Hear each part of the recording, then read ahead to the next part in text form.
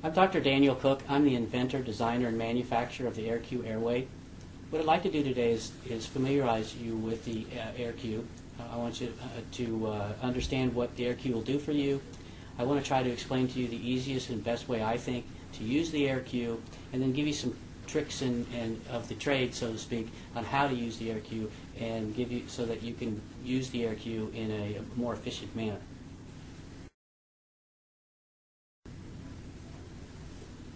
What I'd like to do today is explain to you why I feel that the airQ is a very important airway device. First of all, what the airQ is a soft masked laryngeal airway, and it's designed to be used every day as your standard airway, but also as an intubation conduit you use for difficult situations, difficult intubations, and difficult ventilation situations. Why that is important is because you can use this airway every day, so if you need to use it later on as a difficult airway, you can use it and be comfortable with it because it's actually your standard airway. It's also an intubation conduit that you can use with standard sized endotracheal tubes. So the combination of being able to use a standard airway that you use every day and use standard endotracheal tubes in the same intubation makes it easier when you get into trouble. You don't have to go looking for mixed and match parts. Now, what makes airQ different with other airways are several features that allow us to use the airway device not only as a breathing device but also as an intubation conduit. One of the things is that the connector is removable, and this strap will hold the connector on it so you don't lose it.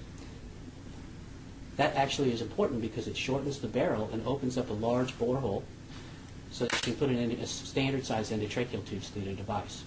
The next thing is the hypercurved airway tube. That allows the airway to sit in very neutrally inside the patient so that the airway won't kink when you're using it as a breathing conduit. It also keeps the endotracheal tube from kinking when you put them in patients for intubation. The next thing you'll notice is that the heel of the balloon is sort of slightly elevated here, and that helps seal the vallecular area because the balloon sits into the vallecula.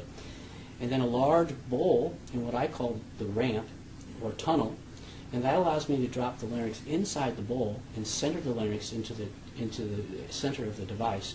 And also the epiglottis will ride up that ramp and sit on top of that tunnel, so that by elevating the epiglottis and putting it in an upward position, it also stabilizes all the anterior tissue that could herniate into the bowl of the mask. So by putting the epiglottis and holding it up in the air, it's almost like a little guy in there using a straight blade and holding up the epiglottis, maximizing the breathing conduit, also maximizing the space you need to put endotracheal tubes into the trachea.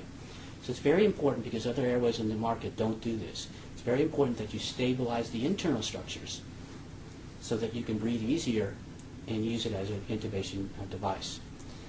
The next thing you'll notice is the small little hole in that tunnel ramp area. That works like a Murphy eye in an endotracheal tube. So if the epiglottis downfolds instead of going up on top of the tunnel, you can still breathe through the device very comfortably, making the airQ almost impossible to occlude. Also, you'll notice in the front of the airQ device are these lateral ridges. They help to stabilize the airway from side to side, and also help to block off the lower part of the arytenoid so air won't pass into the stomach and aspirate won't go into the bowl. If you look at the back of the airQ, there's lots of writing on the back. This has all the information you need to use airQ.